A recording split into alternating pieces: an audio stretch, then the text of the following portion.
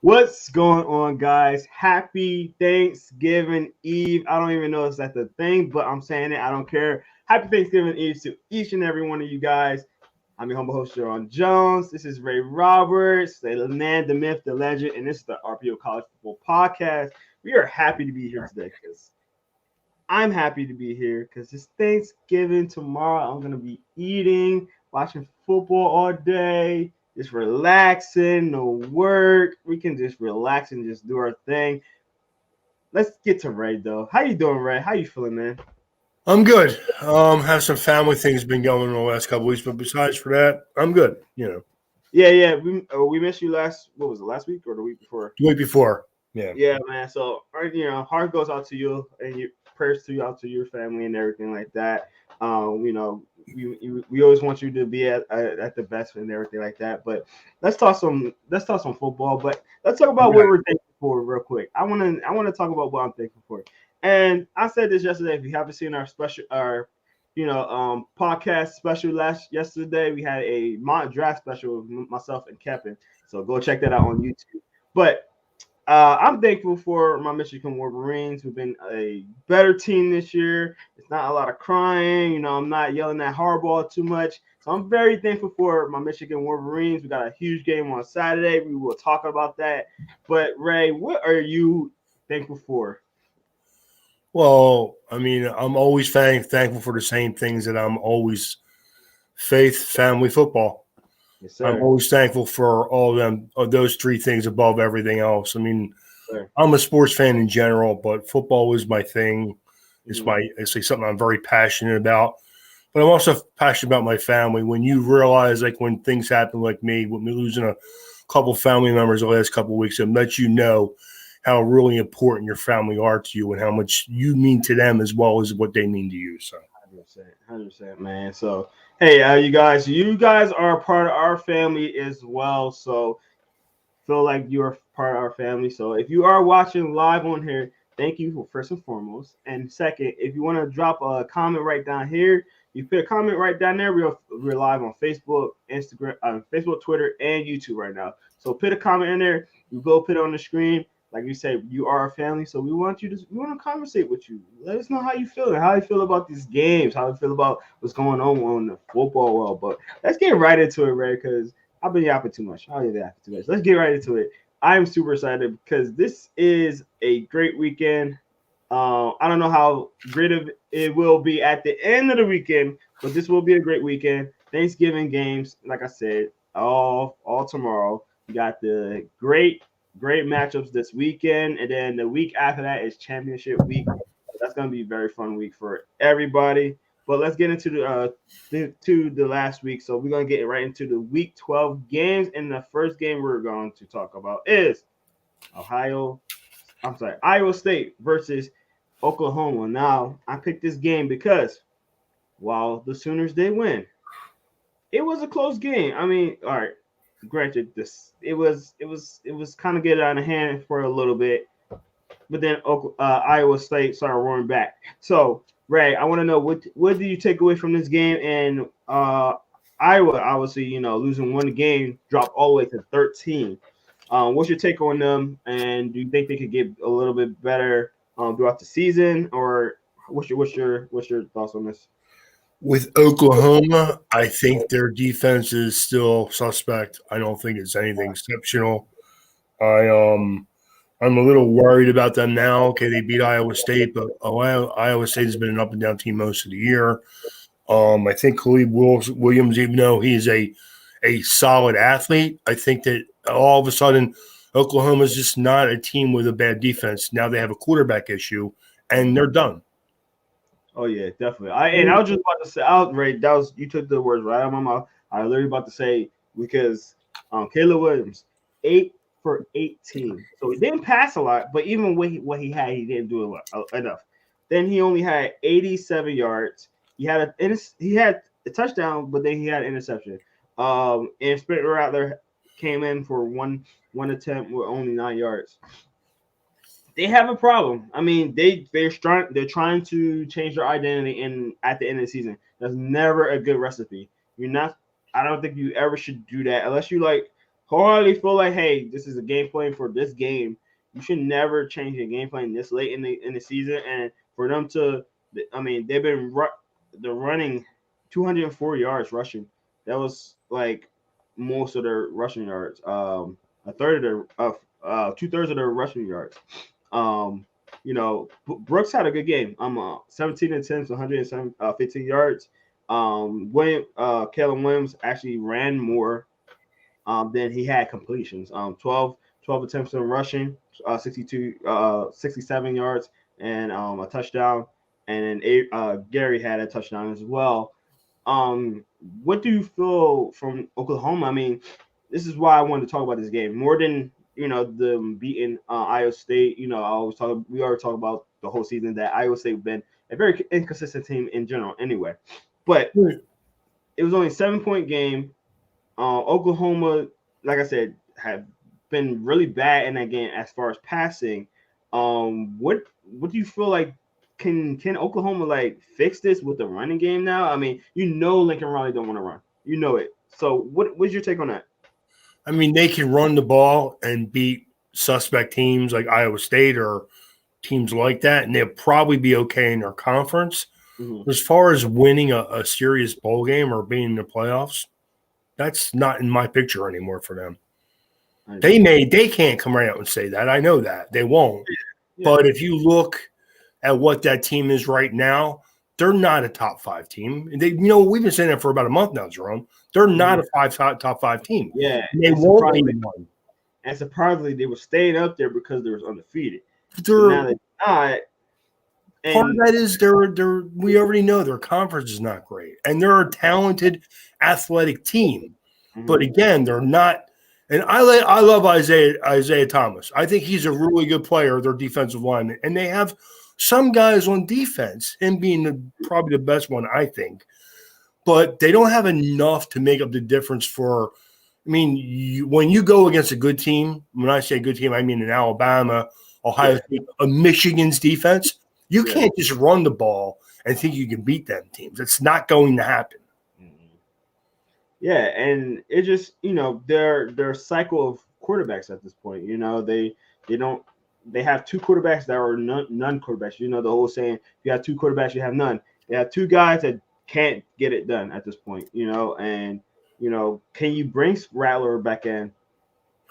Worse than that, once you've been here, you were hearing for a couple weeks there about Rattler entering the porthole. Yeah. Once that goes down, he's done at Oklahoma. Oh, yeah. He's done. I mean, don't get me wrong. You can put him out there and let him play, but is his heart going to be in it when he already knows, oh, my foot's out the door? These guys gave up on me. Oh, 100%. And, it just – all right, now you can't come back from Rattler. And then now Caleb Williams is getting exposed. You just got to say how it is. He's getting exposed. So, like, what can you do? But now to run. And now, again, like I said, you change your identity. I know Lincoln Riley do not want to run. He's just not. It's not his style of offense.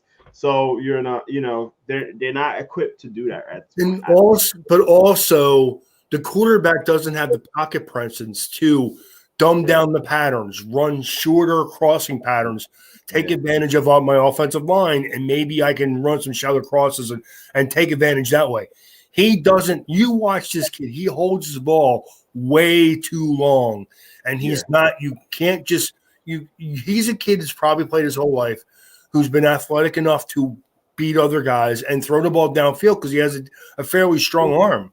Yeah. But in this offense right now, he needs to go back there, make a quick, decision on where he's going to go with the ball and get rid of the ball, or just tuck it and run it. You see him patting the ball and he's in his own end zone. That is 101. You can't do that and win games. Sorry.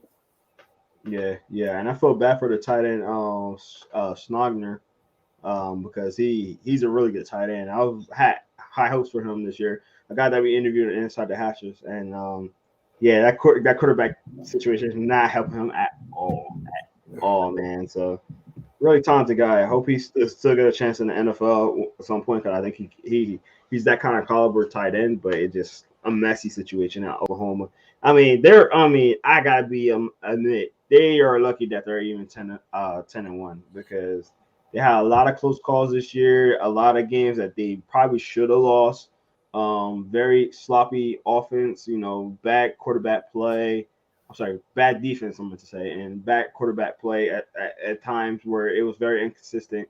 Um, yeah, so I just think that I don't know. I just think It's it's over. over. For I mean, as far as again, they're going to go out there and try to win their conference, which they actually could, I guess. Yeah, they can still But gonna get a championship this year, yeah, and they probably will because might win. Because right. who would they play at this point? Doesn't really matter. I mean, they're Right. more athletic. They're more athletic than any team in their conference. They are. Correct. The problem is like when you go to outside your conference and you go play them, the upper echelon teams, they're not going to be able to compete against them. 100%. So, sticking a fork in them, I think that's just gonna be the end of what they try to do. I mean, it's unfortunate, but it is what it is. Let's go to our next game. Got this game because it was a very close game, and it was actually a very entertaining game. Considering because, especially at least at the end, it was very entertaining. I thought it's Boston College and Florida State. Let's just put that out there. 26-23. I thought Boston College was about to actually come back and win this game. I really thought. Florida State, another team that we've just been talking about. Those Florida teams been very disappointing the last couple of years. Very inconsistent teams. Got all the talent. They have a bunch of talent on those teams. Florida State, Miami, two teams that are actually about to play this year. I think we're going to talk. I mean, sorry, Florida State and Florida's actually playing this weekend, but Florida State and Miami is last week. 2 weeks ago, rather. Yeah. Two teams that are very talented and as far as talent, but just can't put it together. But Florida State just edging out Boston College. Boston College literally just ran out of time. What's your takeaway from this game? Travis had 2 touchdowns, 20 attempts. I'm sorry, 20 completions for 34 attempts for 20 completions. Sorry, and 51 yards. What's your take on this game? I mean, he also had 3 touchdowns, didn't turn the ball over at all. Mm-hmm. He did just enough to keep him, from losing. Djokovic really struggled in this game. I'm a little worried about him. It seems like his offensive line is not helping him out much now, neither. Mm-hmm. And his skill players are not great. I do love Charlie Colward, the tight end. Yeah. Besides for that, they're just okay at skill players, and their offensive line is not playing great right now. They have some injuries up front. I've been a fan of Djokovic. I'm just a little worried about him because he seems to have lost some confidence from last year. And I'm a little surprised by that because I thought he was pretty good. So, yeah, I thought the same thing, and I thought that they could have been he could have been a better quarterback. Especially when your quarterback transferred to Notre Dame. I was like, all right, well, this is his time, and I know this. Boston College is a team that you closely keep an eye on, and you like a lot of their players. Djokovic didn't play that well. I mean, 24 attempts, 10 completions, so under 50%. Only 148 yards, 1 touchdown, but he did had that interception. So I mean, he did have a rushing touchdown. Granted that, whatever. He did. I just didn't see. I mean, again, I only get to watch the highlights of the games like this, but it just looked like he struggled with accuracy. Yeah. And I think most times when you're a pocket guy like Djokovic is, and you struggle with accuracy, it's mostly footwork. You almost always it's footwork. But and his feet are really sloppy right now. Part of that is pressure. Part of that is him seeing ghosts. I think he's just not seeing. He's not going through his progressions, and when he does, he's not seeing what he should see on the field, and that's a little scary for me. So, I mean, I think that he went from a kid who could have been like a day 2 draft pick to maybe he's not taking it all this year. I'd probably, if I were him, I would go back to school for 1 more year and see if I can clean up my act. But we'll see what happens. Oh yeah, and maybe he should talk to Sam Darnold about those ghosts. I mean, you know what? When you're when you're a young quarterback playing against Bill Belichick for the first time, it's okay to see ghosts. Peyton Manning saw ghosts for 2 years, so that's okay. But when you're a college player who looked good last year at times, very good, and now you seem to regress, that's why teams jump off of kids. Like what you look at as a draft evaluator is progression from year 1 to year 2 to year 3. As good as Justin Herbert is going to be, that's what hurt him coming out of Oregon. He was better his first 2 years than he was his third year, but part of that was because of talent. I think it's part of Boston College. What Djokovic is the same. He's lost a little bit of talent, and he's not playing confidently right now. The same thing happened with Herbert, but the difference is Herbert carried Oregon for 2 years before that third year. So, Yeah, especially playing against a subpar team like, FSU been the last, 10 years almost. Florida State's defense has some players on it. They do. And it was obvious that the speed of their defensive lines and their linebackers got to Djokovic without a doubt. But again, I'm not going to make excuses for him, man. I like the kid, but he needs to play a lot better than he did last week. That's all. Definitely. All right, let's get to our next game. Ray, I'm a man. Okay. And as a man, I am definitely admit when I'm wrong. And I was so wrong about this game. Wake Forest versus Clemson. Right, I was wrong. I'm sorry. I was wrong. You don't have to be sorry, man. This is all good. I was so wrong. Yeah, I was so wrong. I guess we're going to get into our picks later, right? Yeah. So, it was. Granted, at halftime, it wasn't that bad of a score. I mean, they came out 10-0. I was like, all right, wait for us, come back, right? They came back a little bit. It was 17-10 at halftime, but Clemson was like, no. Second half, they made their adjustments, and it was looking like the Clemson that I was hoping for at the beginning of the year. They're hot. They're hot now. I'm so sorry. I shouldn't have picked Wake Forest. My mistake. But they made me look very wrong. Clemson was only favored by 3.5. They definitely covered that. And like 10 times, but yeah. 48-27. Man, I was just like, after this game, I was just like, Ray's gonna chew me up after this. I'm happy. I know LaMarcus. I hope everything's good with you. He can't get on today. If you're watching, hope everything's good. I know you had an emergency. I hope everything's fine. I couldn't get the details.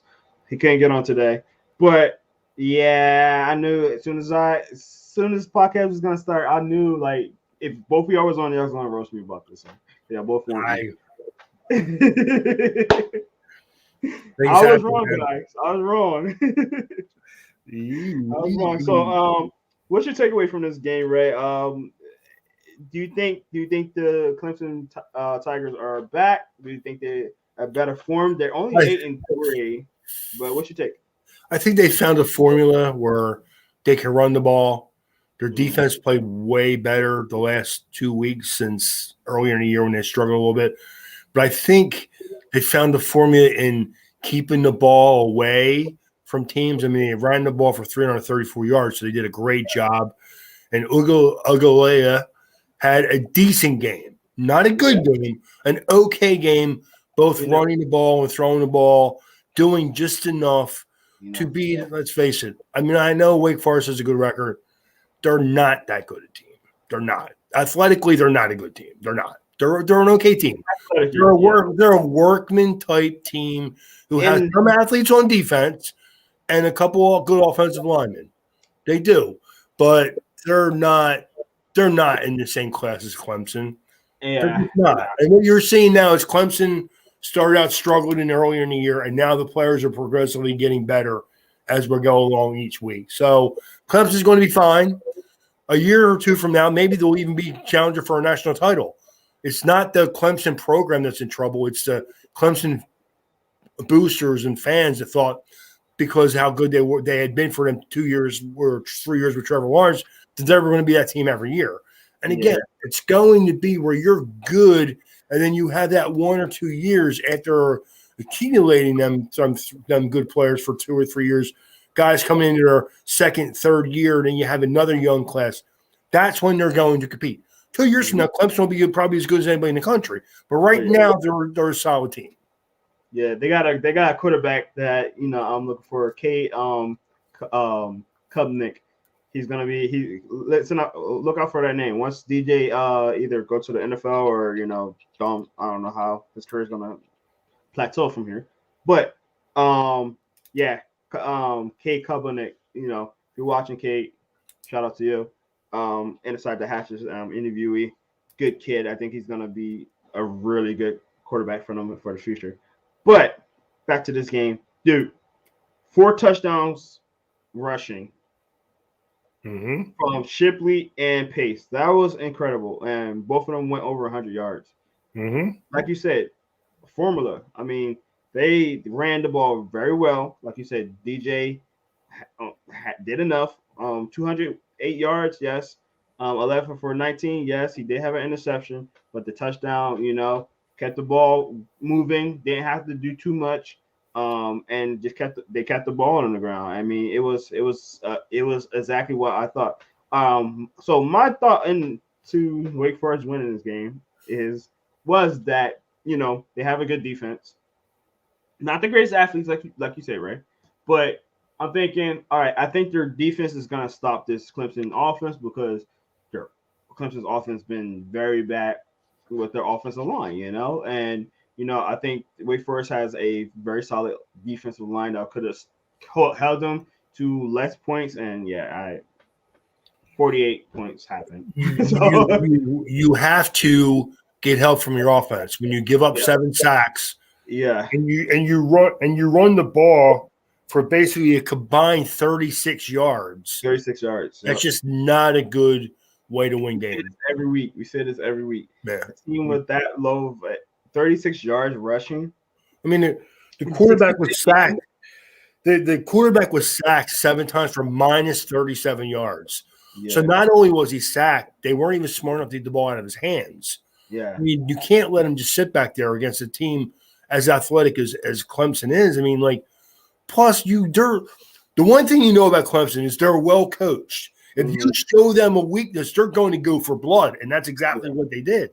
Oh yeah, yeah. So I agree, Ray. I just think that I might have overlooked some things in this game, which is fine. I mean, I'll take it on the chin. I take it on the chin every once in a while, a lot, but it's okay. It happens.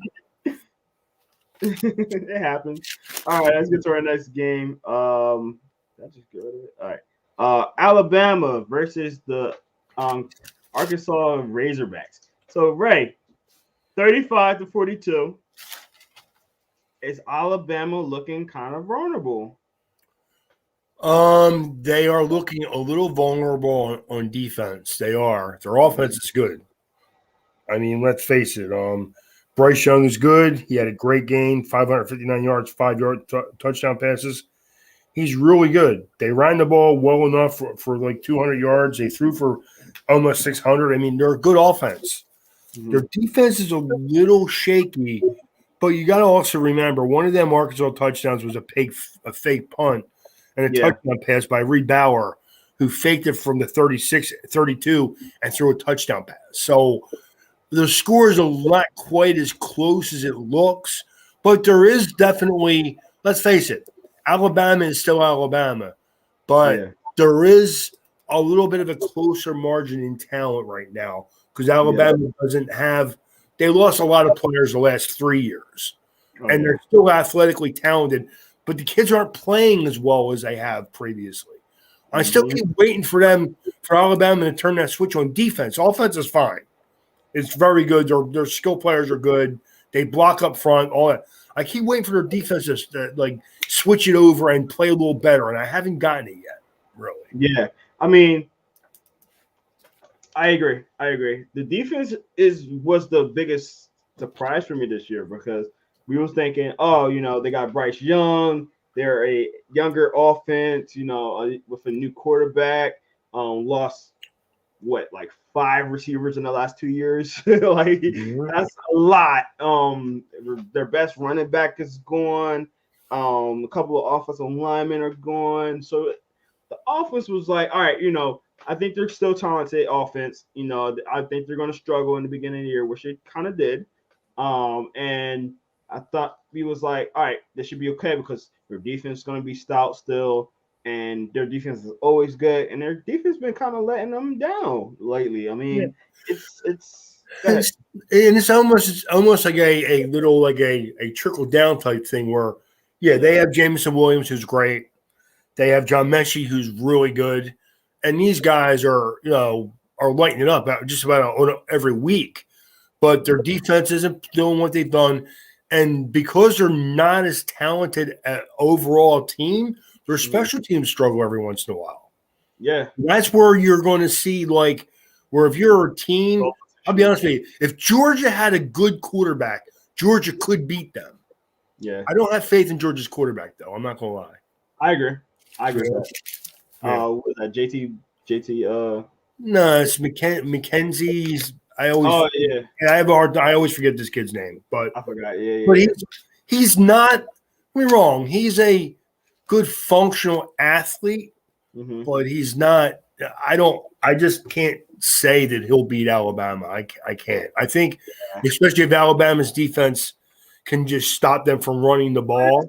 That's the thing, though. Their defense had to do something because they let Jefferson go run pass all over them. 22 for 30, 326 yards, 3 touchdowns, no interceptions. Yeah, I mean, it's not going to be good enough for the bigger teams, especially if they're going to run. Like Georgia's going to run as well, and and no discredit to Jefferson. I think he's a good quarterback, but like you can't allow that much from a quarterback that's like not a top tier quarterback, and when you're supposed to be the stout defense of the conference or the even NCAA, My fear is that because of their quarterback, that Alabama will make them one dimensional and dare them to beat them throwing the ball, and they won't be able to do it. Yeah, that's true. And I always worry about Kirby Smart playing against his mentor Nick Saban, and he just seems to coach tight whenever he goes against Alabama. So if it's a situation where he thinks I can't run the ball, I have to throw it. If you ask that quarterback to beat Alabama, I just don't know if he will. I mean, honestly, I don't know if he'll beat out Michigan or Ohio State either, to be honest with you. Georgia. I mean, I'm not saying that they're not capable. I'm saying that it would be a closer game because if you go in there and you're Michigan, Ohio State, and you can shut down Georgia's running game and make them one-dimensional. I don't have faith in their quarterback to win big games. I just don't. I give you that. If they had a good quarterback, even a competent quarterback, I could see them going all the way. But I worry about their quarterback situation in Georgia. I mean, and we're not even talking about Georgia, but we're getting really close to talking about right now, who are going to be them 4 teams. Georgia obviously is going to be one of those teams. But out of them 4 teams, the one team that's quarterback that I'm worried about the most is Georgia. Yeah. I mean, I'm not a big Desmond Ridder fan, but I'd rather have him over anybody that Georgia has. Really? Absolutely. You don't think Georgia would be good with Desmond Ridder?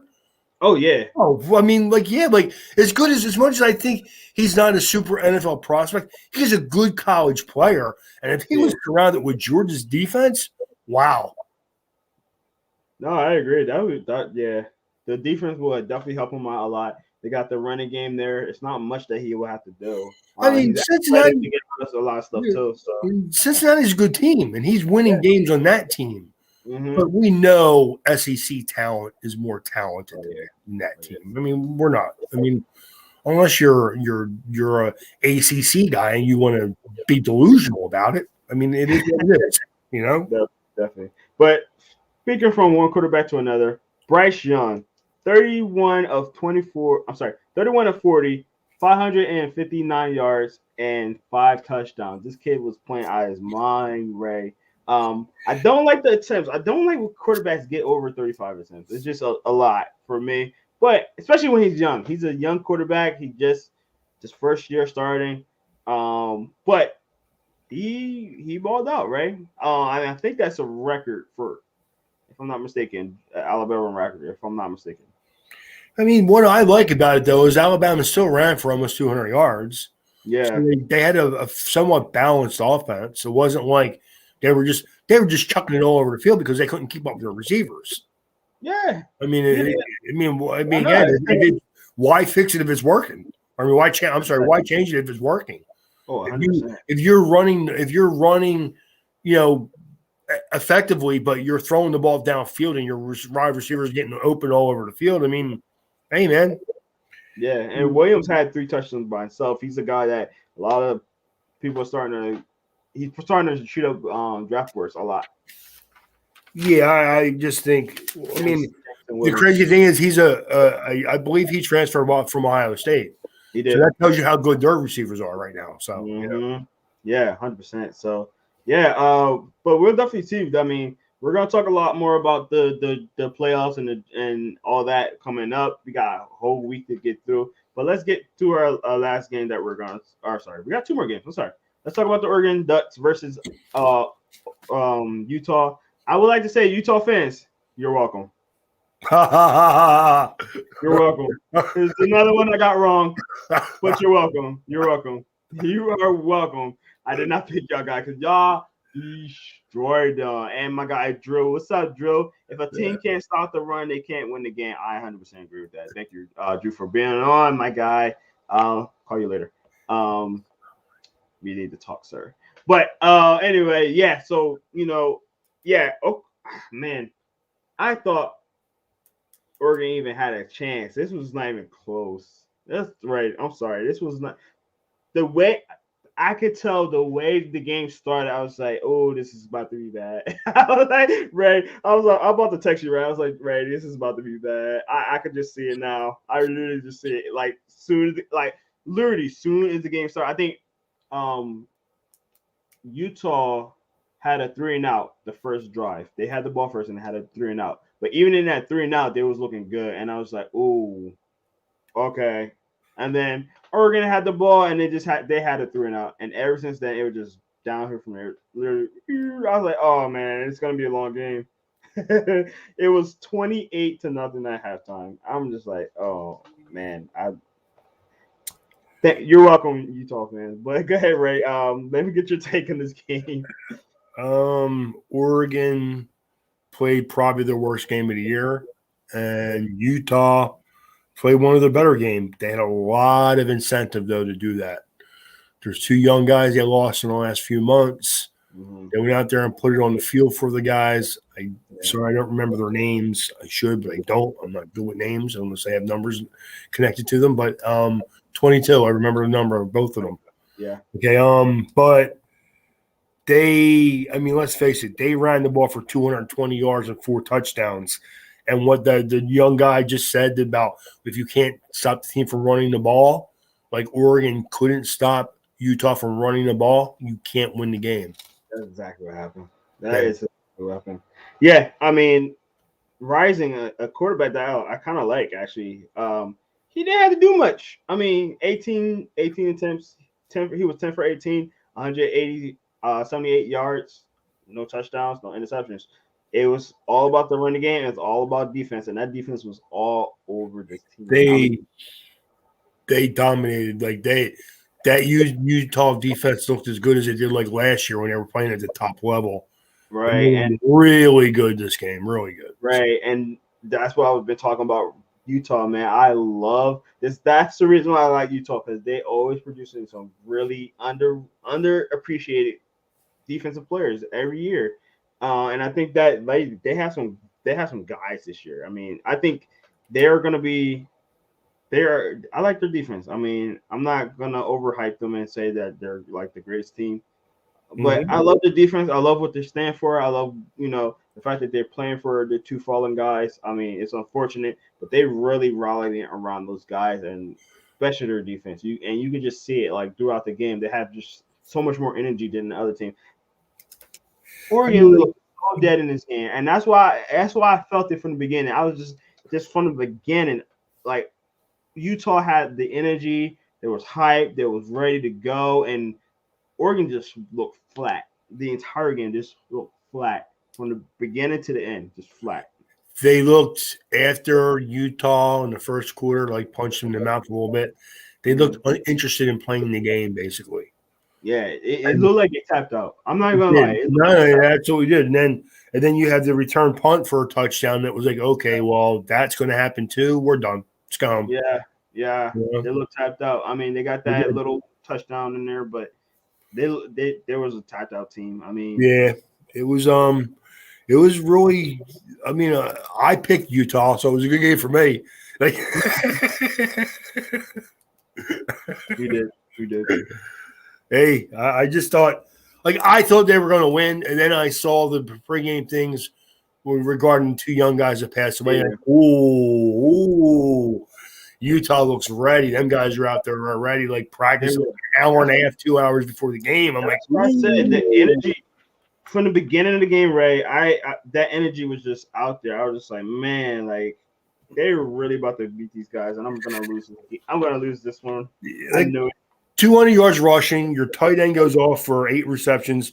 Brent Kuth for 118 yards. And you are like abusing the middle of the field. That's when you are getting plays, chunk yardage, running and passing to your tight ends in the middle of the field. That's when I know the defense is giving up, and they're like just trying to arm tackle guys because they don't really want to be there. Oh yeah, that's what I was saying. Like you could just see it, right? It was just there. Ray, were you undefeated? I was. I went 9-0 this past week. What? I was literally just. That's why my head was down. I was counting the numbers. Jeez, Ray, God, I'm never gonna catch up now. No, what the heck? I'm just reading. I'm just like, hold on. I don't know if you see my face. I was like, Yeah. What? Oh man, Ray, you're definitely destroying me. We're gonna put those numbers up in a second. That was wrong. Hold on. All right, let's get to our last game, and that will be Michigan State, Ohio State. Now, again, a blowout, 56-7. We're talking about this game because this game was very important for the Big Ten and Michigan State itself. So, did anybody let Michigan State know that? What happened? What happened? They got smoked, right? Take it over. What happened in this game? CJ Stroud pushed himself up higher to get every player, Heisman, Davey O'Brien award. He's right there, man. This kid is really, really playing well right now. So, I mean, besides for that, I mean, it's going to sound stupid, but I think Ohio State is up 14-0. Michigan State has a nice drive going on. Kenny Walker's doing his thing. He's playing really well. They're moving the ball downfield. They get inside the 20. They don't get it. It's 4th and I think 3 or 4, whatever it was. It may even been more than that. It may have been 5. They don't go for it. I'm like, well, this game's over. And he misses the field goal. I'm like, well, the game's definitely over now. It's over. It's 14-0. The game's over. Yeah. I mean, like, you can't. If you're Michigan State, you needed to pull out all stops to try to not win the game, to compete in the game. Yeah. And you literally crapped the bed. 49-0 at half. I'm like looking at it. I'm like, there was honestly, Jerome, I didn't watch the whole second half because there was no reason to watch the whole second half. Why? I didn't. I'm like, this game's gonna. Honestly, I think like they could have scored 80 points if they wanted to in that game. Oh yeah, without a doubt. Babe, you sent me a text at halftime. What did you send me? I said evaluation of Ohio State, halftime evaluation of Ohio State, Michigan State. It's over. It's all over. That's exact word. I was like, Oh no! I was like, I was like, ugh. oh no, what happened? Because like, Jerome, I respect the Big Ten. I Mhm. respect all the teams in the Big Ten, unlike some other people. But Yeah. I I expected Ohio State to win, and I expected them to win fairly easy. But I didn't expect Michigan State to just flat out give up in the first in Dude, the second we quarter. talked right. We talked about this last week, and we put this game in there because it was a good game. It had a lot of playoff information and whatever. Let's face it, man. You're talking about two top 10 teams. It is what Yeah, it is. two top, and you expecting a great game, Correct. good battle. Michigan State trying to run the ball to keep the ball out of Ohio State's hands. Yo, Kenneth Walker, 25 yards. Kenneth Walker, the guy that had 5 touchdowns on us, 25 yards. I don't know. Some of that was because they was behind. They had to throw a little bit more, but 25 yards. I What? mean, usually we kind of go with the offensive stats or defense, Yeah. whatever the game calls for, but there is no offensive stats for Michigan State. I mean, there's none. There's not one player on that whole team that performed the way they should have in that game. No. I mean, I'll be honest with you, and I like Michigan State's coach. I mean, where was that fire like when they played Michigan and Penn State? I don't. Yeah. He too, like he looked like, and I wrote on my notes here. Basically, Ohio State completely outclassed Michigan State, and that's exactly what happened. It was like, I mean, again, I knew they were going to lose. I mean, a 19-point line says it all, which, that's what surprised me. The line being that big tells me, wow, Ohio State's going to blow them out. So I'm not surprised that they blew them out. I'm just surprised that there was like no fight for Michigan, like Yeah. none at all. I mean, I was again, I didn't watch any of the game after halftime because I literally watched the team from like the middle of the first quarter to the end of the second, just completely give up. Like Yeah. again, they didn't want to be there. So Yeah.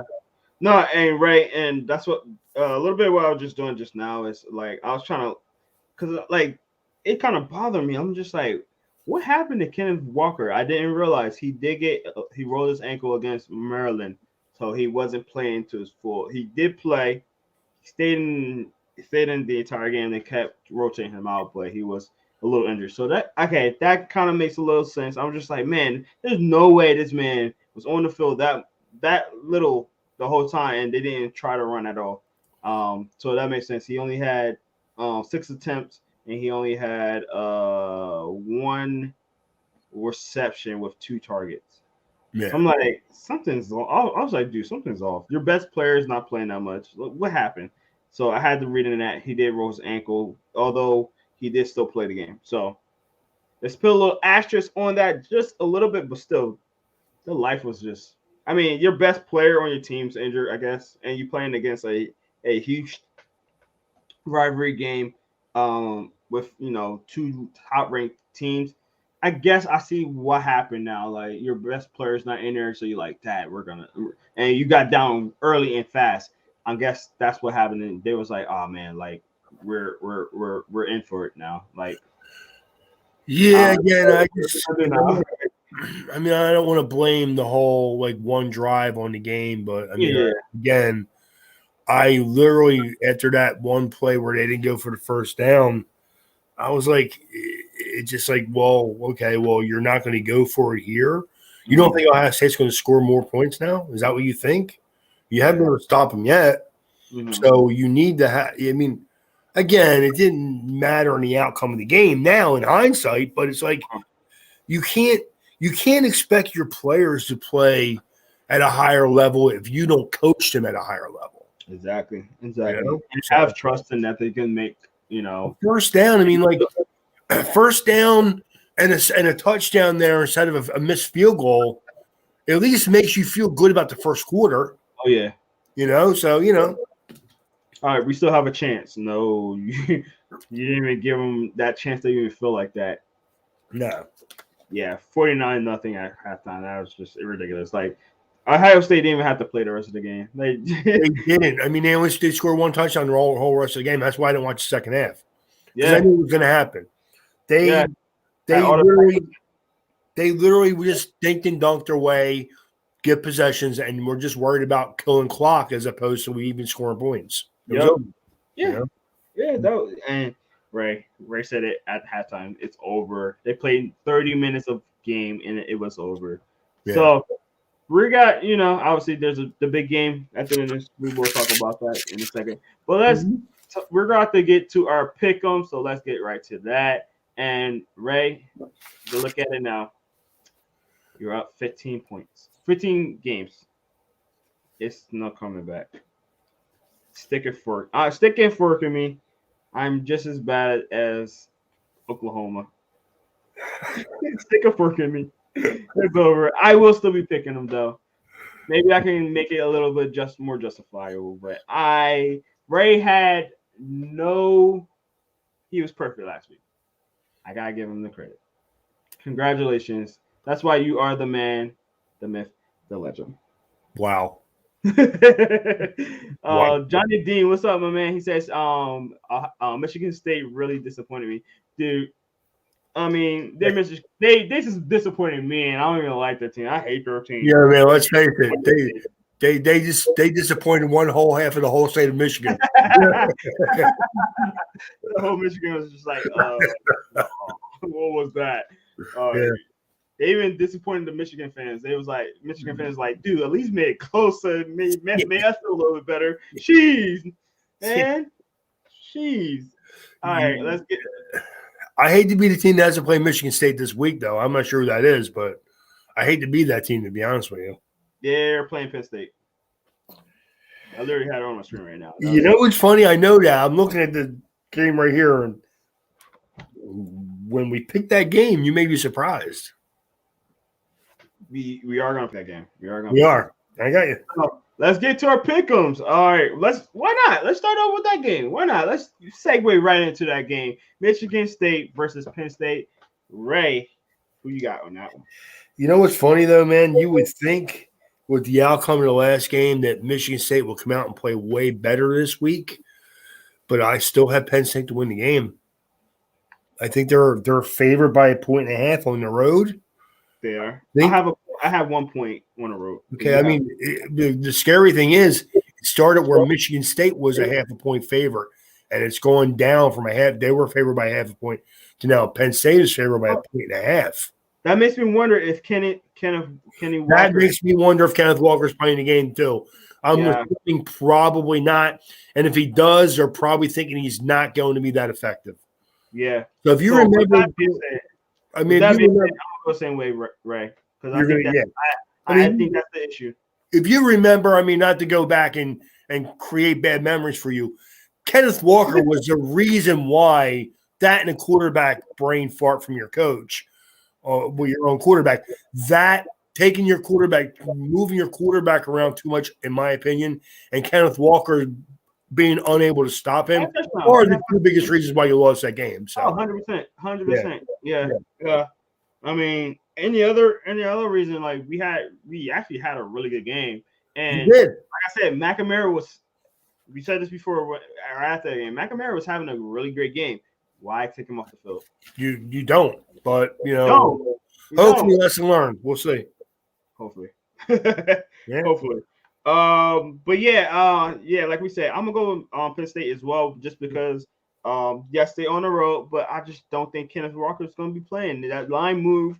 I thought even still, I thought this game was gonna be pretty close. I thought it was gonna be there are two teams First, James Franklin just signs a new contract. The team's probably feeling really good about that. Yeah. Players are probably feeling really good about that. Maybe we'll have a discussion down the road for why Penn State would do that. I mean, I understand you wanted to make sure you had the guy as your coach. They went like crazy with what they're paying this guy now. But hey, man, do what you want. Let's talk about that real quick. Okay. Yeah, that just happened this week. He just got paid a lot of money. But Ray, I think it's because he was about to be on his way out. A lot of teams was looking at him. A USC maybe. I could see re-upping his contract, but 10 years, $7.5 million a year. That's a little rich for me, man. I don't. I I'm agree. not, I think James Franklin is a good coach and obviously a very good recruiter, Mhm. but I'm not going to do that. I'm just not. Definitely. Johnny Dean, what's up, man? He says, where do you think Walker would go in the draft? Early first day, definitely day two, Mhm. possibly early day two. Yeah, I mean, he's not. He's a really good running back. I don't think he's one of the elite ones. So I will put him in the same kind of token as like a J.K. Dobbins, who was really good in college. And I think J.K. Dobbins went in the third round, if I'm not mistaken. So I'll put him like high third, mid second, high third. Right now, I mean, I didn't do my full, evaluation. I'm just going off of TV film and just what I'm seeing. I like to break down the film once college football is over and stuff like that, and I can give you a real good sense of all right. I think they'll be good at this round and stuff like that. He will be in the draft though, and I think he will be a really good running back. I just don't know exactly, but for right now, just based on what I've seen and what I know of him, I would say like mid second to mid third right now. What would you say, Ray? I agree with that. I think there's a couple guys that I would, Brees Hall, Kyron Williams, that would probably take Mhm. before Kenneth Walker, but Yeah. he's right after those guys. He's a different guy in that he doesn't do as much out of the passing game. Not that Right. he can't catch the ball, but he doesn't catch the ball downfield the way Williams or Hall do. But I Yeah. think as a Curtis Martin type of a player, a guy Mhm. who's going to slash through your defense, Yeah. give you good positive yardage, has a great body lean, great Mhm. contact to balance. I think Mhm. he's a good football player, and I think honestly, if I were a team looking that needed a running back, I would try to get him as early as on day two as I can. I mean, I just think he's a good football player, and Heisman, he's not going to win the Heisman. No, he's not. I think he was about to get some votes right after the Michigan game, but I think I don't think he's going to get the Heisman at this point. There's a couple of other guys that's going to be Heisman, but I don't. I mean, He gonna get the votes. He's definitely gonna get the votes, but he will. But plus, you got to remember he's hurt right now. yeah, How much time is he going to miss? And honestly, if you really are worried about having him in a bowl game and or having him win the Heisman, you might want to shut him down for a game and just let yeah, him play straight, and that fresh might off of not being hurt. yeah, So that might be what they're gonna have to do because they tried yeah, to do it with Ohio State. He didn't play that well. He didn't play enough, and they had to shut him down. So, um, yeah, Johnny said I have him in the mid first because of need position for now. I see, Johnny. This is the thing too, and we gotta remember this with the NFL draft. There's two things that are constant with NFL draft. One, quarterbacks are always going to get taken way too early. That's always the constant. And two, running backs are going to get deep downgraded, especially nowadays in the NFL because you got to remember running backs, you could get a Alvin Kamara in the fourth round. I think he was a third or fourth round. You could get a good running back outside the first round. There's only a couple exceptions that you would go in first round. The Ezekiel Elliott, the Saquon Barkley, the even Najee Harris, who can do a lot of things. There's not a lot of running backs getting drafted high nowadays, and like me and Ray say, he's probably like the third best running back at this point. He definitely won't be a first round pick. he's not a first round pick. I have seen some mock drafts where he has been taken at the end of the first round. Really? No, I have because when he was hot, you know how it is. Evan Yeah. Fleur, man, he was really hot for a couple weeks there, and then people were putting him above Kyron Williams and Brees Hall. But right now, I'm not hearing that. Okay, Yeah. Yeah. I'm not putting in there. And you got to remember, Kyron Williams and Brees Hall both excel catching the ball, and it's a passing league. And when he can't do that, or he's not as good as them in the combine and stuff, it's going to knock him down. Kenneth Walker's going to play in the NFL. He's going to be very good, but he's not going to be taken in the first round. And I don't believe he should be taken before either Williams or Hall. So yeah, and we just got to be careful with recency bias, and it's just any player. Recency bias will kill somebody. And there's signs, and it bite people in the butt because a player would have a great game in like a championship bowl game, and then they're like, "Oh man, this guy! I can't believe he just had like 400 yards, 500 yards in a bowl game," and they're not that good of a player still, you know. And the recency bias got to be checked. And that's why I like that, you know, the draft is not too close to the season, because then you can kind of, all right, bring it back a little bit. Let's watch some tape. Let's see how they do in the combine and all that, and you know, let that kind of play out. But you gotta be very careful with recency bias. That's what I mean. Like, not only that, you're going to see in game film that Kenneth Walker catches screen passes. Everything he catches is closer to the line of scrimmage. Yeah. Where these other guys can actually go downfield. You can line them up in the spot, and they can do a lot of different things. Where Kenneth Walker is a really good football player, and I'm not trying to downplay what a good football player he is. But again, if you can't do things in the passing game in today's NFL, you're going to be a little hesitant. Clyde Edwards-Helaire shouldn't have been taken where he was taken, but because he's shown the ability to catch the ball a little more than the other guys, I think he was overdrafted a little bit. And teams are not going to overdraft running backs anymore. Oh, exactly. So you don't want to give him. You got that first contract. You don't want to give him that too much money in the first contract. Unless I'm a team and I have a good offense and my defense is good and I need a running back, I'm not going to take one even at the end of the first round. I mean, you saw Kansas City do it the 1 year because they felt like that was their only thing. Yeah, he said he don't lock in into East-West run game. I love the Senior Bowls. I mean, honestly, when I was younger, I really loved the Senior Bowls because you didn't have the combine as like you could watch and everything. So the Senior Bowls were the last thing you really got to see in your evaluation. Then you would hear information trickle down about arm length and weight, size, verts, all that stuff. And then you would use all that as your evaluation. I love the combine. I think it's tremendous. I hope that they actually have a real combine again this year. They were okay last year. The year before was ridiculous, but I really hope. I love the combine. But again, the combine is not going to help Kenneth Walker because people know he's great at short bursts. He's great from that 10-yard stretches. And that's where you really need to excel to be a good running back. Yeah. But when they line him up there, and not only that, they're not going to see game film where he's lined up and catching the ball. And that's what's going to hurt him more than anything else. Yeah. Oh, 100%. So thanks for that. Yeah. Senior Bowl is a great thing. Inside the Hashes will definitely be there again this year. So here's a short story for you. I remember when Keyshawn Johnson was coming out in 96. He was the number 1 pick.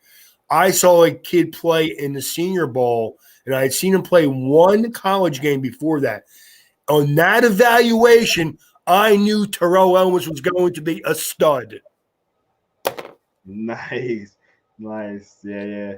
I never really care about the combine. I like the Bulls where they play their best competitors. I do agree with that. I 100% agree with that. Combine is good to kind of show like, all right, I think this guy is this fast. Let me see how fast he is. Or I think this guy is this strong. Let me see how strong he is. I think people kind of overplay the combine a little bit. Like somebody does 4.2 and you're like, oh my God, he's the best. Yeah. But you got to kind of match and pick. All right, if this guy runs faster than you thought he was, let me go back and film and see. All right, wow, he runs a lot faster than I thought he was. Let me go back and film and see what that speed kind of helped out or why he wasn't running that fast, that kind of thing. I think that's where it kind of build on to what you already know about the player. I agree with what you just said 100%, Jerome. The one thing I will say is I agree with the gentleman said on the little message here too. I think that people use the combine as an over-evaluation of players. I absolutely do. What I love the combine for is a couple different things. For one, if I look at a guy and he times faster or slower than he looks on game film, I'll go back and watch game film of that guy. So I love it for that. Oh, yeah. And arm lengths. How the one thing that usually will help you with is a player explosive out of breaks. Is he explosive jumping the ball? That is the vertical jump. The verts are important for players. Don't think they're not. They are. They absolutely are. That is more important than straight line speed to me. Oh, yeah. is your vertical jump, because again, that will show explosion in and out of breaks as a receiver, or show if you have good feet as far as moving, quickly. And arm. And and I'm a DB, and I think jumping as a DB helps you with like catching, Absolutely. batting balls away, things like that. So I think that's really important. If you couldn't, like, if Asante Samuel didn't have almost like a 34-inch, 35-inch vertical leap, he couldn't play cornerback at 5'10". Yeah. No, seriously. Yeah. And, good. AB had a good speed at his combine, but in Pat's route, he is blazing fast. Yeah. Yeah. well, no, what you saw was AB he's not extremely fast. He only ran like a 4.5 something.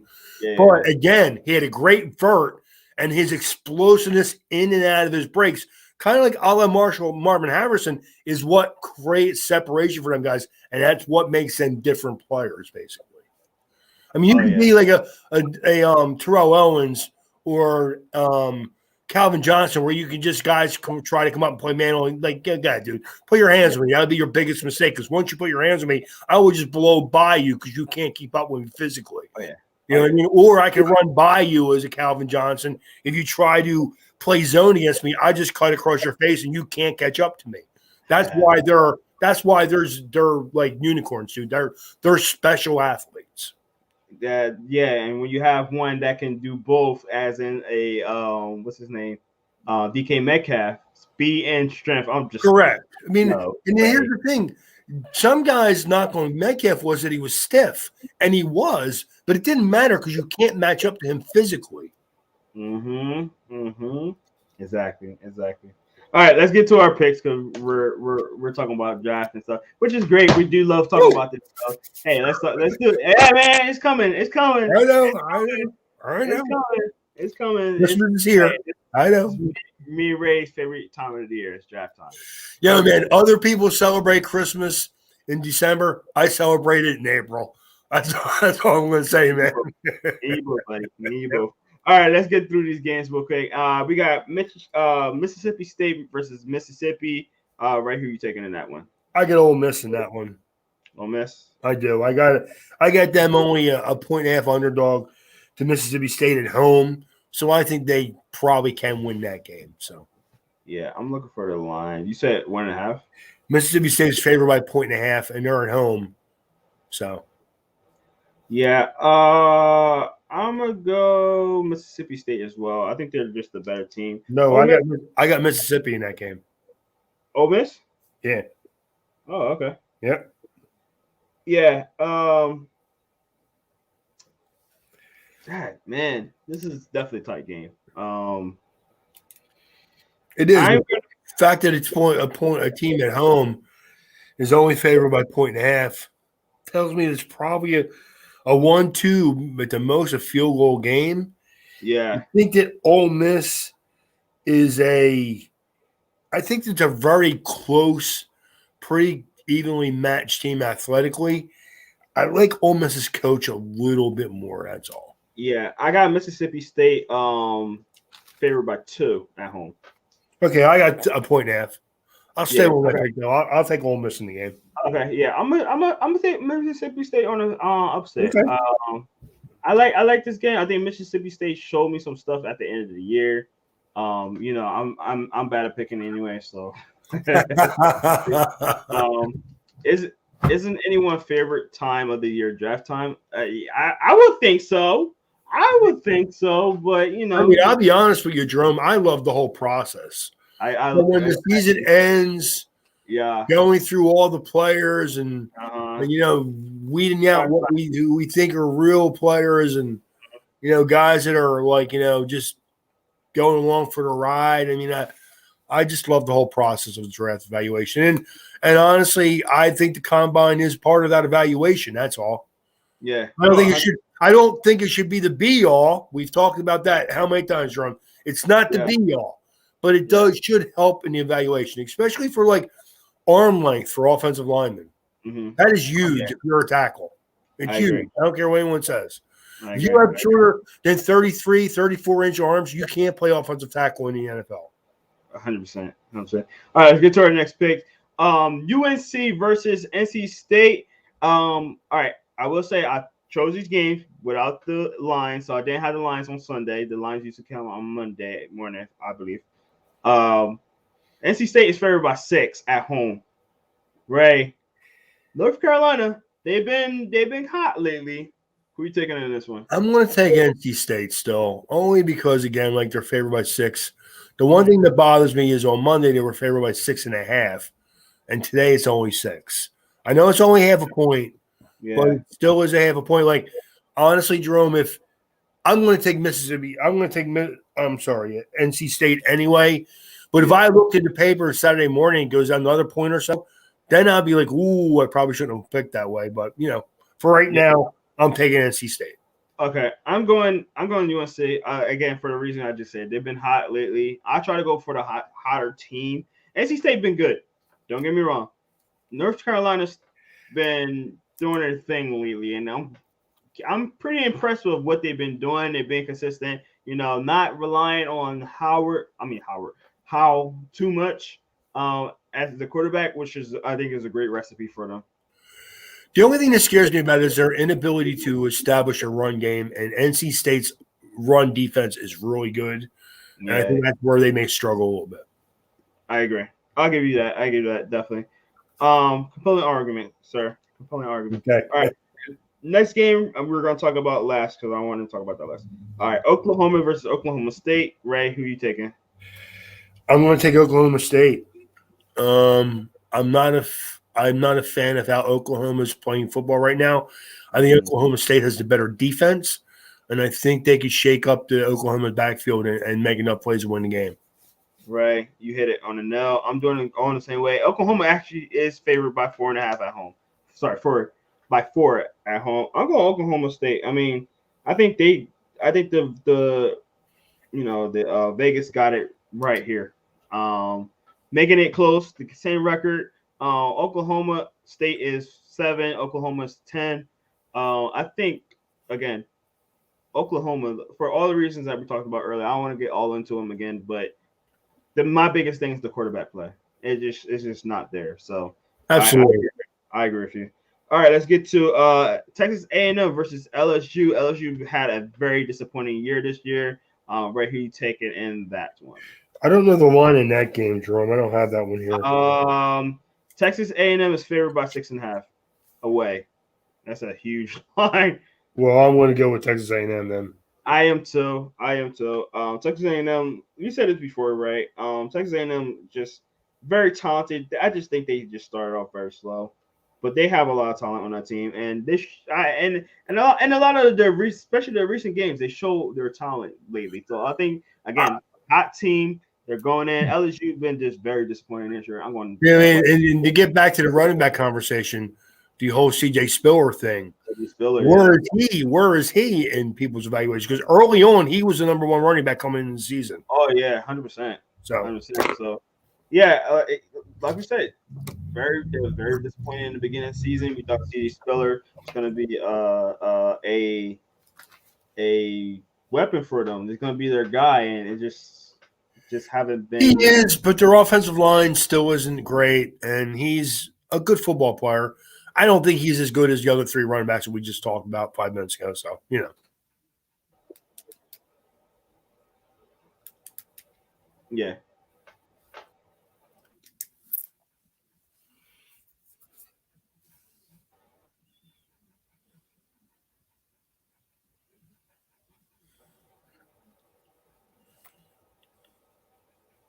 All right. Yeah. So I think I'm having a little internet issues. you are.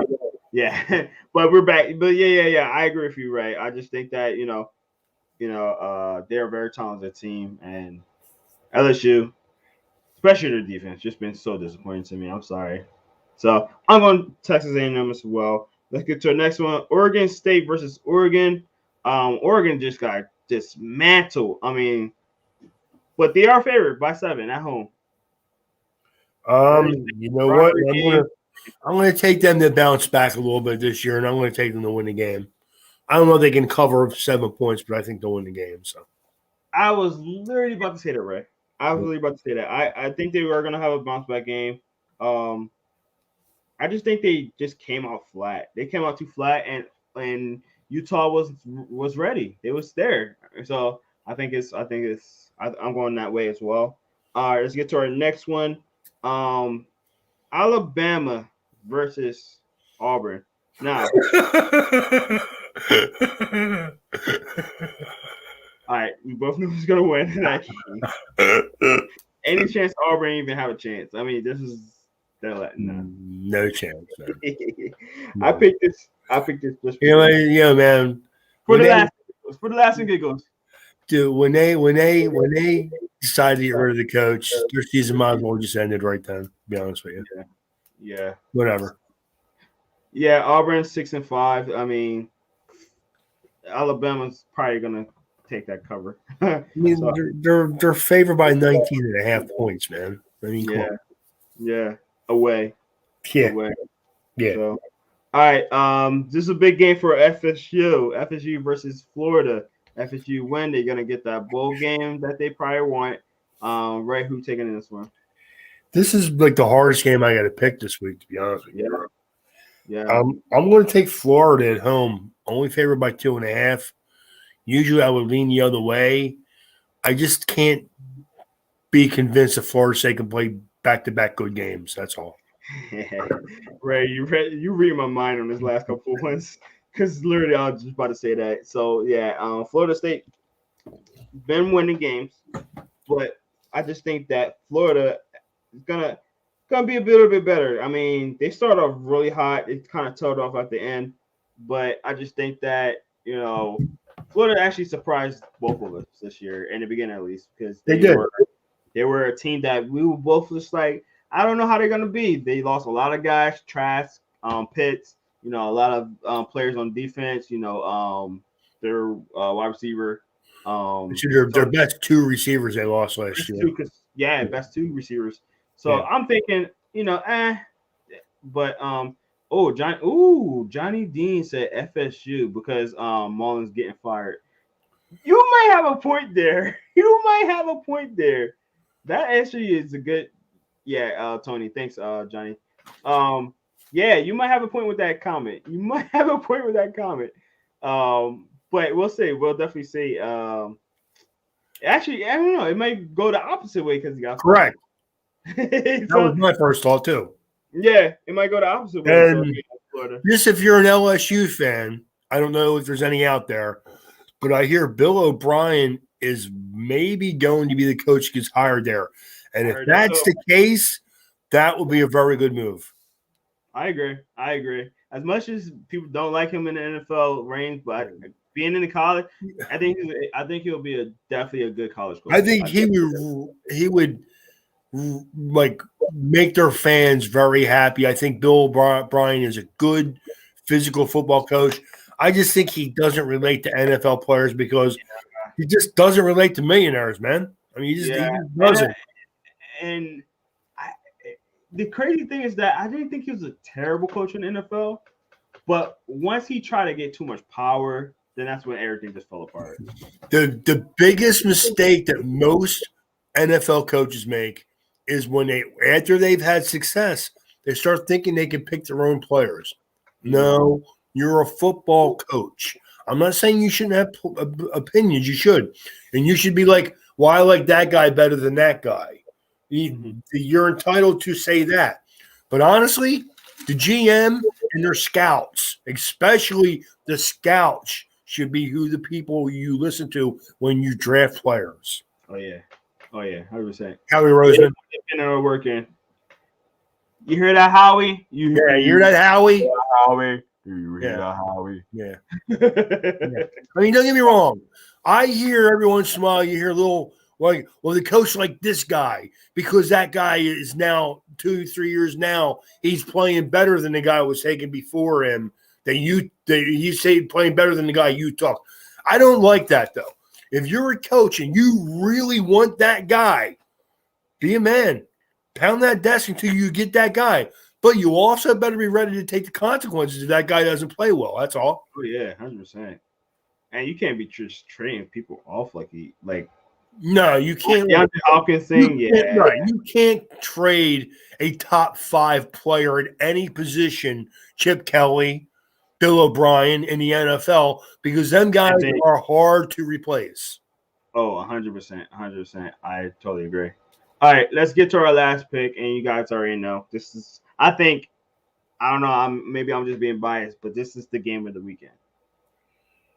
I just think that this is the game of the weekend. Ohio State, Michigan, number 2, number 5. Let's go, Ray. Michigan, Ohio State is only favored by 8. That you know what, Jerome? That leads me to believe that Michigan has an outside shot. You know what, Jerome? The crazy thing is, I would love to pick Michigan. I would love to pick Michigan. I know. I would just love. Sorry, Remy. I would love to pick Michigan in this game, but I just can't. Not with an 8-point line. I just can't. You're playing at home. You're still more than a touchdown underdog. I'll be rooting for Michigan to win, even though I'm picking Ohio State. I'll be rooting for Michigan. I'll take a loss. I'm 50 games over 500. I'm okay to go.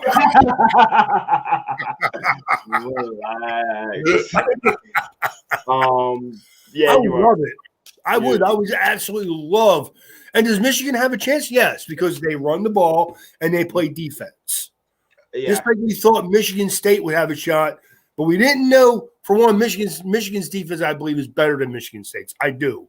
Yeah. But I also think that Michigan's running back is not hurt right now, which is hopefully that should give them the advantage too. I'll be rooting for Michigan. Johnny Dean, relax, okay? I don't disagree with that either, to be honest with you. You say you do or you don't? I don't disagree with that. I think Harbaugh has a thing with Ohio State the way Kirby Smart has a thing with Alabama. I do. Yeah. So I gotta pick my team. I'm not gonna not pick Drum, and I'll be rooting for you to beat me in that game. I hope I do too. I love it. Not only that, this is definitely one of those picks where I say heart playing. Yes. If Michigan were to beat Ohio State, believe it or not, that would help Notre Dame.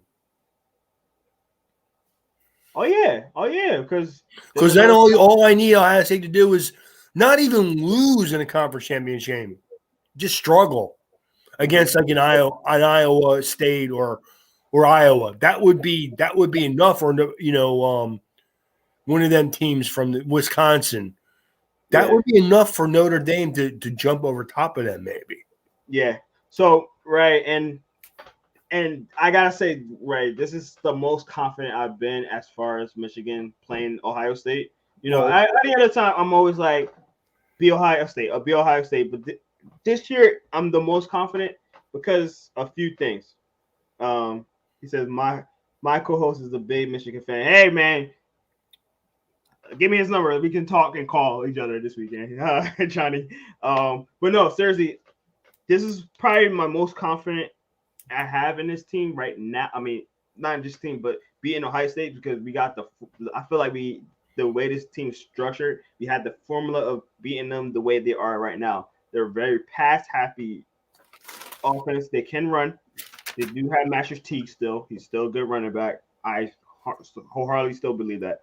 But Ohio State passes a lot. What Michigan does best, rush the passer. You got 2 incredibly good pass rushers there. We got 2 really good safety. One really good safety. We got a solid safety in Brad Hawkins. I like him. Cornerbacks are really good. And linebacker play, it's okay. It's good. It's not great. So Ohio State is gonna have to run the ball on us. I just think I really do think. I don't think Stout is gonna be able to pass as much as he thinks he's going to. I just think that he's gonna be successful. Don't get me wrong. He's gonna be successful. He's gonna have a good game, but I don't think he's gonna be as good as he's gonna have to be with those pass rushers. That's one. 2 is that if Michigan State can just stay consistent on the ground, I think Blake Corum should be back to good health because they kept him out in the last game. Obviously they already have the other running back. Well, oh man, I hate when I blank on the name, especially my own guys. But our other running back, he's really really good. I think he's gonna be, he's gonna be there. We just discovered our third running back, who's a freshman. He's thick. I mean, I don't know if you watched that game against Maryland, right? And I know it's Maryland, but they're trying to get more confidence in this guy as a pass catching running back, and I think he's going to be great the next couple of years. I'm blanking on his name as well, but I think Michigan has the formula. We just need Harbaugh not to screw it up. I don't I just know. need him not to screw it up. I need him not to do a Michigan State. No, I think that you need to let Cade McNamara play the whole game. I agree. I think that you need to combine Haskins with the other running backs and Corum and like honestly, Ryan, predicted Michigan would beat Ohio State this week. No way. Yeah, he did. He predicted Michigan would beat Ohio State this week. No. And I'm hoping again, I'm hoping he's right. I am. I'm hoping that, and I'm not, I'm rooting for Michigan to win the game. So it's not like I'm rooting, but the 8-point line scares me, so. I think Ryan, very smart guy. If you haven't checked him out, please check out his content and what he does with I forgot the name of his company, but he's a very smart person, and I think he's thinking the same way I am. I really do. That's why I say this is the most confident I've been in this team. He said the same thing. He said that Michigan has a defensive line to get pressure on the quarterback, and they have the running backs to take advantage of what Alabama's weakness is in their front seven right now. But the thing that scares me is the short passing game for Ohio State. If they take advantage of your linebacker, and not your safeties aren't good, they are, but they have a tendency to bite on double moves. That scares me a little bit. I give you that. I'll give you that definitely because we do give up every once in a while. We do give up a lot, more than I want to. Some big plays sometimes. So I definitely give you that. But yeah, if I really think our pass rushers are going to become the play. It's going to be a fun game to see. I want to see how. I would love to see how they do against some better offensive linemen as well, because I think it's going to be great to see how that's going to be, because right now they're both projected in the first round. Yeah, both Hutchinson and Ojabo, both projected in the first round. I think this is the game that's going to take them to that next level if they can play very well on it. Like I said, Drum, I'm rooting for them. I would love to see Michigan upset Ohio State this week. I really would. It would just I think it would be good for college football. I agree. I agree with Johnny Dean right there. I love the Michigan trenches. I've been praising them the whole year I thought that Michigan was a better team than most of the teams in the Big Ten. I think all of the teams in the Big Ten, except for maybe State. Hey, he said I trust Blue over Bama more than I do against Ohio State. I'm not a big Ohio State fan at all. I agree with that. Again, we said this in the beginning of the season because Ohio State was kind of struggling too, and me and you both said this right, that they were going to struggle in the beginning and then get hot at the end.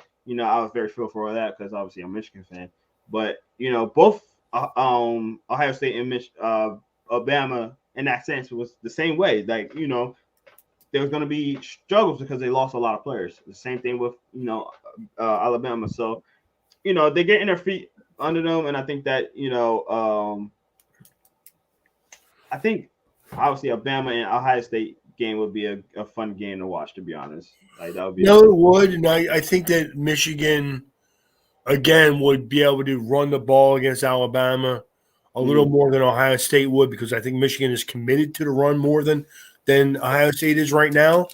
I think the strength of Alabama, even though they don't always play well, is in their secondary. Their secondary is pretty good, and we all know that Nick Saban is a secondary guy. Yeah, and he's a great defensive mind, but he's specialized in secondary corner play, especially. When Alabama, they're good up front. They don't have the depth that they've had the last 2 or 3 years. Oh, yeah. So if you get a guy off the field and then you can run at that spot with a little inexperience, maybe a guy not sure exactly what he should do, and if you're a Michigan team and you're physical with them, I think you have the formula to beat both of them teams. The question is, will the quarterback and a coach allow you to do it? Yeah. Yeah. The keys to this game are getting turnovers, man. We need Without a doubt. Without a doubt. We need one or two. We need one or two. People said that about Michigan State and Ohio State. I didn't believe that last week. I told you if Michigan State had any chance to win the game, they had to slow down Ohio State's offense, and they couldn't do it from the first 30 seconds of the game. So they had no shot. Michigan is a better team, a much better team than Michigan State, which really disappoints me when they lost to Michigan State. That game still disappoints me because they had them beat. They had a two-score lead going into the fourth quarter. They had that team beat, and your quarterback – your coach took that game away. Okay? 2 turnovers in the second half. That's what I'm saying. Like Michigan do not get a lot of turnovers on Ohio State. This has to be the game. So keep the game for me. Run the ball. Keep the offense off the field as much as possible. When they are on the field, have a lead so they have to pass more because you got really good pass rushers. You need to do that. And then 3, you got to get at least 2 turnovers. You get 2 turnovers. If you do all 3 of those things and you still lose, I would wholeheartedly say Ohio State is the better team. I'll say that on air. I'll completely say that. But you cannot lose this game yourself. It just can't happen. You cannot do that. So I'm going to stop there. I'm going to pull the reins back in because it's still Thanksgiving, and I need to be happy for Thanksgiving. I can't overstress this game. I'll do that on Saturday. I have off. So I'll be texting you, Ray. This is what you know what they need to do, college football? They need to play a game the Friday after Thanksgiving. I agree. They should play.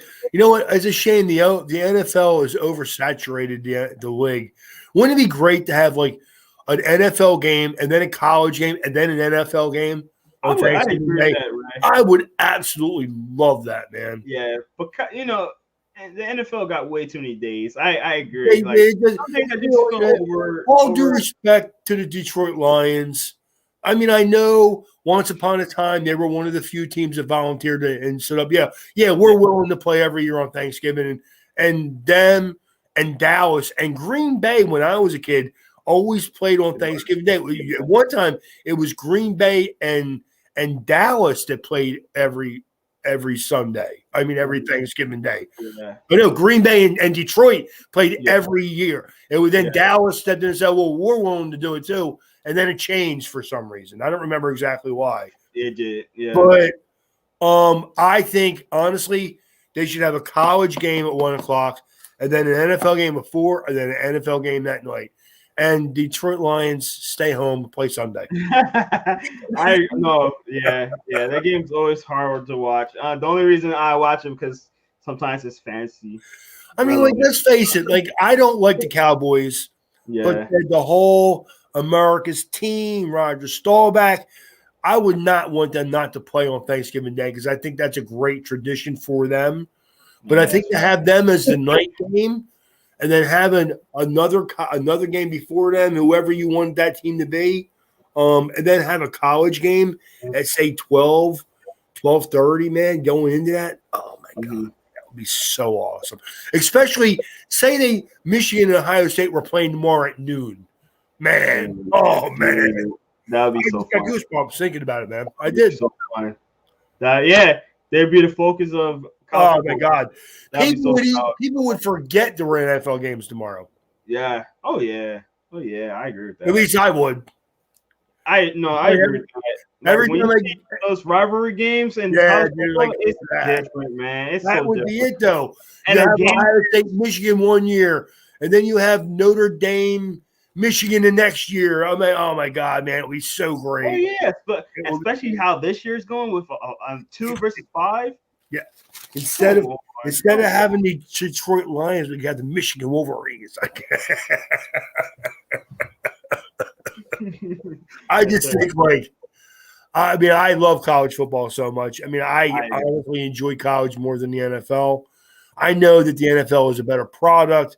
I just think that the college atmosphere is way better than the NFL atmosphere. Definitely. All right, real quick. Johnny Dean said, I wouldn't go as far as calling Ohio State the better team. Michigan needs to get that red letter game off the calendar.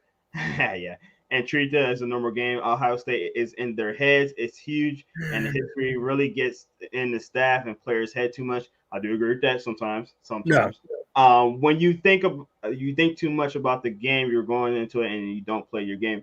Jonathan, I agree with that. But one thing I'll say, and sorry, I got carried away. No, you good, you good, you good. I like. We like the conversation back and forth. One thing I will say this: this is the first year that I think Michigan was actually talking about beating Ohio State throughout the season. Usually, we like shy away from it and this, and that. This is the first year I think Harbaugh was like, our mission is to beat Ohio State this year, and I love that this year. And I really hope that we come out fired, not acting scared, and this, and that. And you know, I hope this. I really do hope this is a good game. I really don't just. I really don't. I really hope this don't be a Ohio State kind of game. How they just play Ohio State. I'm sorry, a Michigan State game. How they just play Ohio State, because I think honestly, watching Ohio State lose to Michigan, I'm sorry, Michigan State losing to Ohio State the way they did last week kind of woke us up a little bit. I think. I hope that did. So we don't look at that and be like, oh, that could have been us. Well, let's make sure that's not gonna be us. So that might have been a blessing in disguise. I can see that. I just don't. I don't. I think Michigan has to just treat Ohio State like I believe what Dean said is true. You need to just look at this game as this is just a good team. We're going to go out here and play a good team. We're going to play our game against At that our good house. team. And exactly. At our house. Leave it at that. We're going to play a good team, and we're a good team, and we're going to see where the chips fall. And don't worry about that they got them stupid red uniforms on. Oh, yeah. Yeah. No, I agree. So, and let's face it, if you're going to go with the team with the better uniform, Michigan wins hands down. Thank you. But that's gonna do it for us today. We are an hour and a half, and man, we just love talking football. You can tell, right?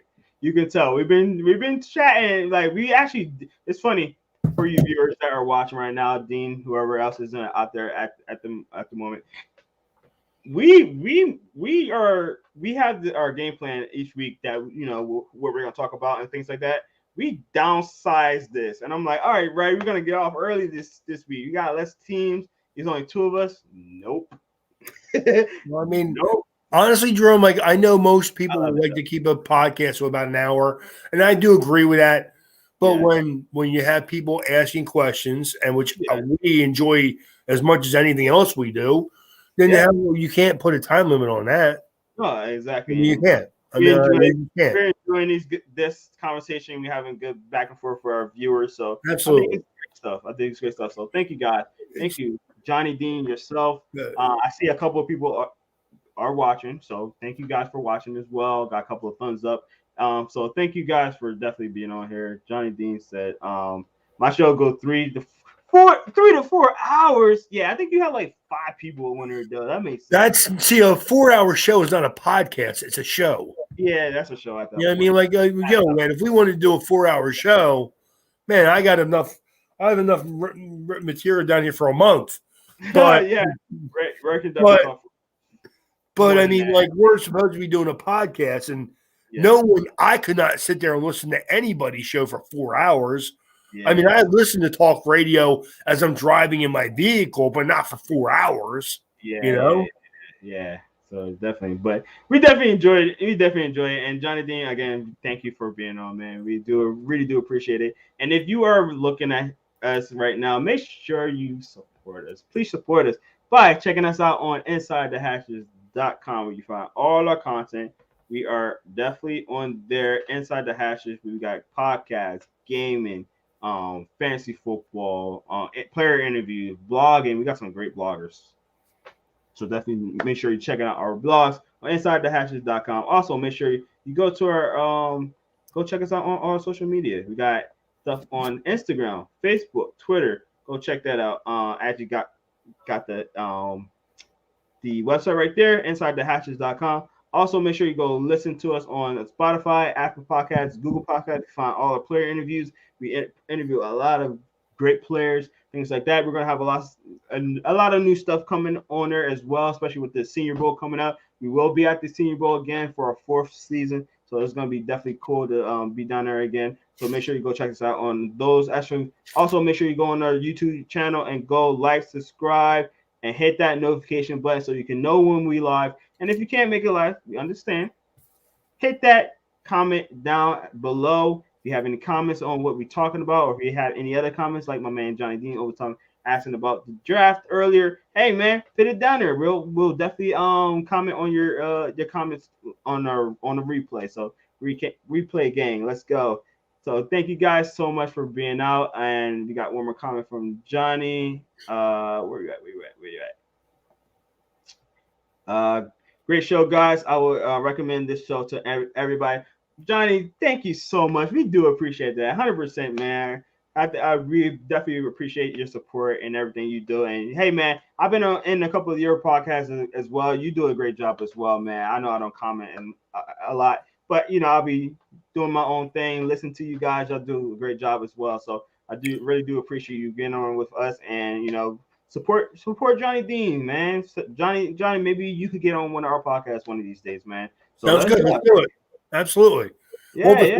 Won't be for 4 hours, but absolutely. We're definitely gonna have to cut that off a little bit. But again, guys, thank y'all so much. We do appreciate each one of y'all guys for being out on this Thanksgiving Eve. We hope everybody stays safe out there. I hope you enjoy your Thanksgiving tomorrow. Hope you eat a lot of food. I hope you don't stuff yourself way too much. Hope you guys enjoy your family and you enjoy some football. Thank you guys so much for being on. We'll see you again next time, and I hope you have a good one. Peace out.